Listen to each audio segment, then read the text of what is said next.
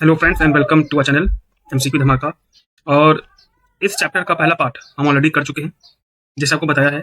और ये बहुत ही इंपॉर्टेंट चैप्टर है हमारे boards perspective CBSE class 10th, और ये डेफिनेटली आने वाला है। तो इसको सीरियसली लीजिए, अच्छे से पढ़िए। और इसका पार्ट 1 मैंने पहले बताया कि हम लोग कर चुके हैं, और हम लोग ईसा गौतमी की कहानी पे थे। ठीक है, तो कहानी ये थी कि the boy of Isa Gautami, the only child, has died, and she is looking for help. The help which she want is in the form of medicine, so that she can cure her dead son and bring him back to life. In search of this, she meets a man who guide him to Gautam Buddha. यहां तक की कहानी है जो हम लोग पढ़े थे, और अब हम आगे इसको कंटिन्यू करते हैं। ठीक है, पहला पार्ट ऑलरेडी आ चुका है, जाके जो नहीं देखा जाके उसको देख ले। और so at length Kisa Gautami met a man who reply to her request. बहुत देर बाद कीसा गौतमी को एक आदमी मिलता है जो ये बताता है कि ठीक है, हम तुम्हारी मदद कर सकते हैं, क्योंकि उसने देखा था कि वो पागल जैसी होती जा रही थी अपने बेटे के गम में। I can not give you medicine, thee मतलब होता है you, medicine for thy child, thy means होता है your, but I know a physician who can. तो आदमी बोलता है ठीक है, तो परेशान मत हो, मैं तुम्हारे बच्चे के लिए दावा तो नहीं दे सकता, पर एक फिजिशियन, एक डॉक्टर पता है जो तुम्हारे बच्चे का इलाज कर देगा।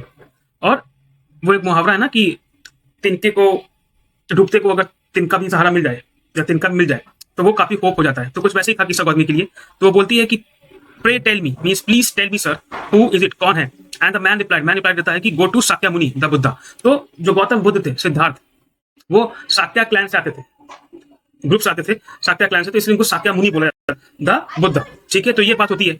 Now Kisa Gautami repair to the Buddha and cried. वहां जाती हैं और वहां पर लगती हैं उन्होंने, ठीक है ना, कि लॉर्ड, मास्टर, भगवान, मालिक, जो भी, ठीक है ना, गुरु, गिव मी दी मेडिसिन, कि वो मेडिसिन दे दो जिससे मेरा बेटा क्योर हो जाए, मेरे बेटे को मैं अपने वापस उसको ले आऊं, वो मर गया है तो।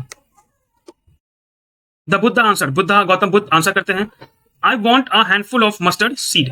तो गौतम बुद्ध बहुत इजी बात बोलते हैं कि ठीक है, मैं तुम्हारे बच्चे को वापस ले आऊंगा जो कि खत्म हो चुका है, पर तुम मेरे लिए एक हैंडफुल, मुट्ठी भर मस्टर्ड सीड लेती आओ। ठीक है, तो अब उस महिला को आश्चर्य होता है, वो खुशी से पागल हो जाती है कि and when the girl in her joy promise to procure he, the Buddha said, Buddha added. तो जब वो औरत सोचती है कीसा गौतमी की बस इतना ही चाहिए और उसका बच्चा वापस आ जाएगा मौत के मुंह से, ठीक है ना, तो उतने में ही गौतम बुद्ध ऐड करते हैं, क्या ऐड करते हैं, the mustard seed must be taken from a house where no one has lost a child, husband, parent or friend.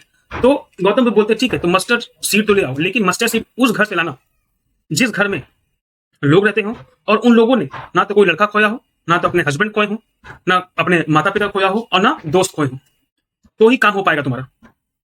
अब आप समझ रहे हैं, इतना समझाने पे भी कीसा गौतमी को समझ में नहीं आता है, इम्पॉसिबल है, और वो चली जाती है इम्पॉसिबल को पॉसिबल करने। Poor Kisa Gautami now went from house to house, घर घर जाती है, and the people pitied her and said. तो वो हर घर जाती है, हर घर में दरवाजा खटखटाती है और लोगों से क्या मांगती है कि मस्टर्ड सीड दे दो, ठीक है, एक मुट्ठी भर, हैंडफुल ऑफ मस्टर्ड सीड। और सब उसकी दया देख के, क्योंकि पागल हो चुकी होती है ऑलमोस्ट अपने बेटे के गम में, सब उसकी दया देख के, उसकी हालत देख के बड़ी बड़ी उनको दया आती है, और वो उसको मस्टर्ड सीड देते हैं। पर जब उसको दे रहे होते हैं तभी कीसा गौतमी क्या पूछती है कि कोई आपका लड़का या डॉटर या फादर या मदर फैमिली में मरा तो नहीं है? Did a son or daughter, a father or mother die in your family?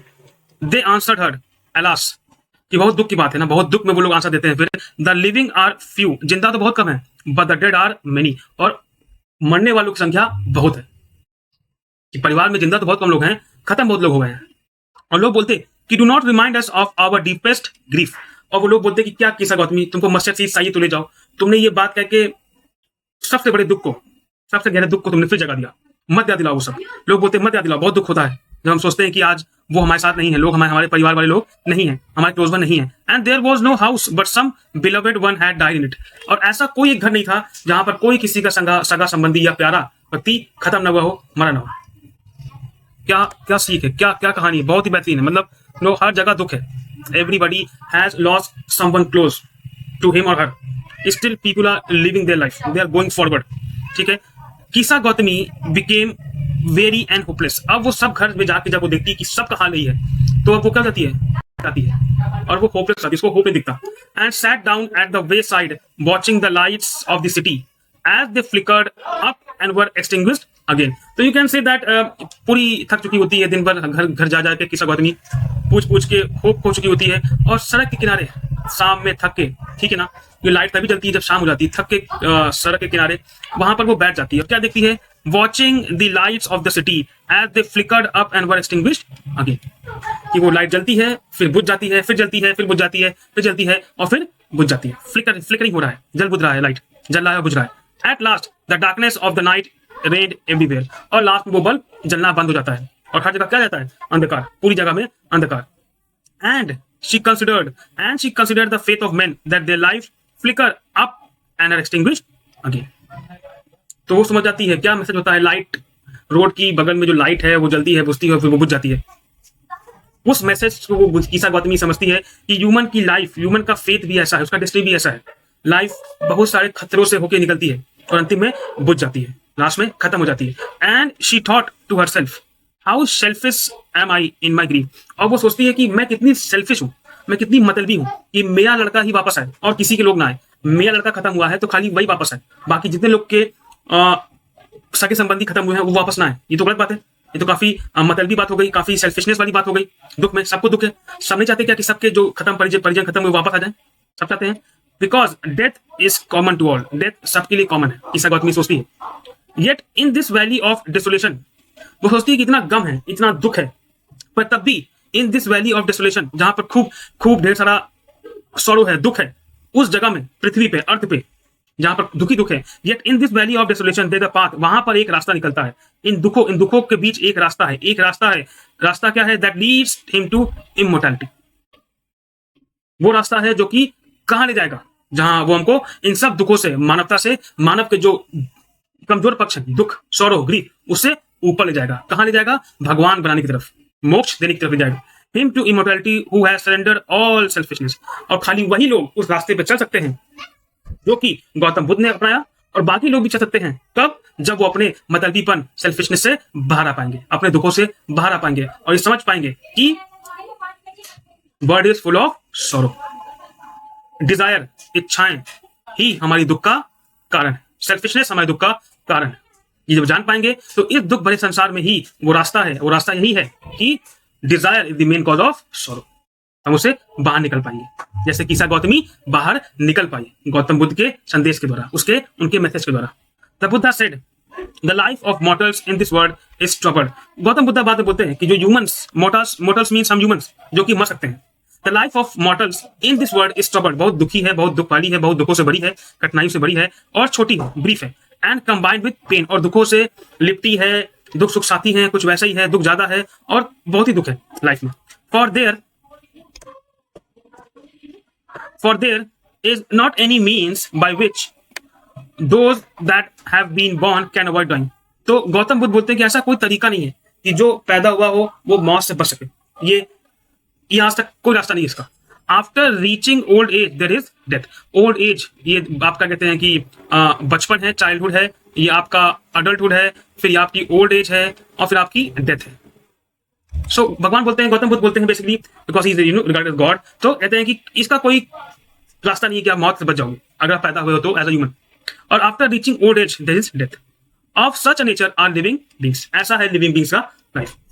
तो एग्जांपल देते हैं फ्रूट से, एग्जांपल देते हैं गौतम बुद्ध फ्रूट से। As ripe fruits are early in danger of falling, so mortals when born are always in danger of death. क्या comparison है, कमाल का कंपैरिजन है, कंपैरिजन अच्छा है, शानदार है। वो क्या है कि जैसे पके हुए फल, ठीक है ना, are early in danger of falling, तो अगर फल पक चुका है तो उसका गिरना, वो कभी भी गिर सकता है, कभी भी वो गिर सकता है। वैसे ही मॉर्टल्स, ह्यूमंस अगर बॉर्न हो चुके हैं तो वो कभी भी मर सकते हैं, कभी भी उनपे मौत का खतरा हमेशा रहता है। They can die any time, ठीक है। As all earthen vessels made by the potter end in being broken. तो वो दूसरा एग्जांपल वो क्या है कि एक तो देते हैं राइप एंड फ्रूट का, सेकंड क्या देते हैं कि अर्थ, मिट्टी के बने हुए बर्तन जिस प्रकार से वो भी टूट जाते हैं, ठीक है, जो पॉटर ने बनाया होता है, कुम्हार ने बनाया होता है, वो टूट जाते हैं। वैसे ही लाइफ है ह्यूमंस की, वो भी एक दिन खत्म हो जानी है, ठीक है ना। Both young and adult, both those who are fools and those who are wise all fall into the power of death, all are subject to death। तो वो बोलते हैं लास्ट में कि कभी कभी जवान हो, छोटे बच्चे हो, बूढ़े हो, अडल्ट हो, पागल हो, बुद्धिमान हो, गरीब हो, पैसे वाले हो, सबको डेथ के पास जाना है। Everybody has to go to death, और one day they all will die. जैसा भी आदमी हो, अमीर हो, गरीब हो, जैसा भी, उसको एक दिन खत्म होना ही है। Such is the power of death.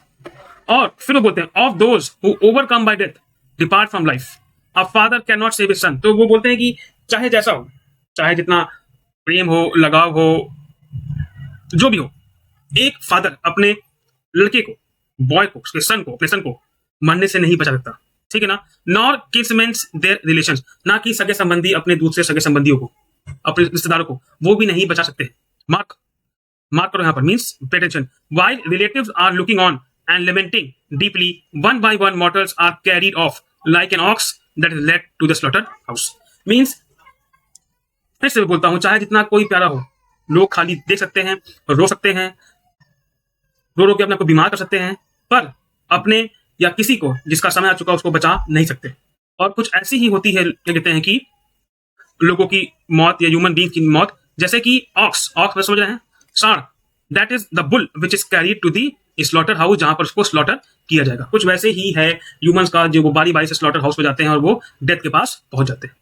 So the world is afflicted with death and decay. तो दुनिया ऐसी ही है, अंत में सड़ना है और मरना है, ठीक है ना। Therefore the wise do not grieve. जब दुनिया ऐसी ही है और दुनिया में इतना दुख है, पेन है, और डेथ इटर्नल है, इट इज इनएविटेबल, वो सच है, तो उसके बारे में इतना दुखी क्यों होना, knowing the terms of the world, जबकि हमको पता है कि ये एक नियति है, ये पार्ट ऑफ लाइफ है, death is part of life. तो बुद्धिमान लोग इसको शोक नहीं करते हैं। यही मैसेज है आपके लिए, यही मैसेज होता है किसा गौतमी के लिए, कि मॉर्टल्स एक बार पैदा हो गए तो उनके लिए डेथ इनएविटेबल है, वो कभी भी आ सकती है, किसी फॉर्म में भी आ सकती है, और आपको वो एक्सेप्ट करना पड़ेगा। रिलेटिव चाहे जितना प्यार करते हो आपसे, आपको बचा नहीं सकते, या आप किसी को बचा नहीं सकते, ठीक है ना। तो लास्ट में देते हैं philosophy, it is all the philosophy of Gautam Buddha, ठीक है ना, टू कीसा गौतमी। और कीसा गौतमी क्या, हम लोगों को जो लीडर है, not from weeping not from grieving will anyone obtain peace of mind. तो बोलते हैं कि कोई खत्म हो चुका है या चला गया है, तो उसकी याद में रोने से या और दुख करने से शांति नहीं मिलेगी, दिमाग को शांति, मन को शांति नहीं मिलेगी। ऑन द कॉन्ट्री, उल्टा होगा क्या, on the contrary means opposite, उल्टा होगा क्या, his pain will be the greater and his body will suffer.